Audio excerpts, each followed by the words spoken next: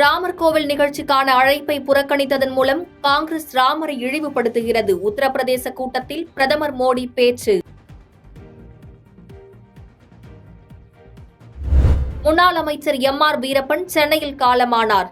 சென்னையில் உள்ள தனியார் மருத்துவமனையில் அனுமதிக்கப்பட்டிருந்த நிலையில் சிகிச்சை பலனின்றி இன்று உயிரிழந்தார். கோவையில் வட மாநிலத்தவர் வாக்கு செலுத்திதான் வானதி சீனிவாசன் வெற்றி பெற்றார்.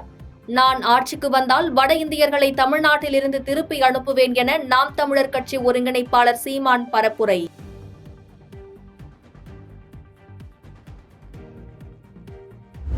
நெல்லை பாஜக வேட்பாளர் நயினார் நாகேந்திரனின் காரை பறக்கும் படை அதிகாரிகள் சோதனை. ஏற்கனவே நயினாருக்கு சொந்தமான 4 கோடி ரூபாய் பிடிப்பட்ட நிலையில் அதிரடி நடவடிக்கை.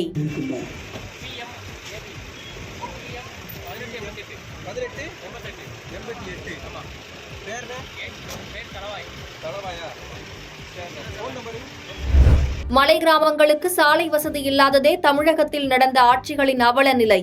திருப்பூரில் மலை கிராம கர்ப்பிணி டோலியில் தூக்கி செல்லப்பட்டது குறித்து பாஜக மாநில தலைவர் அண்ணாமலை விமர்சனம்.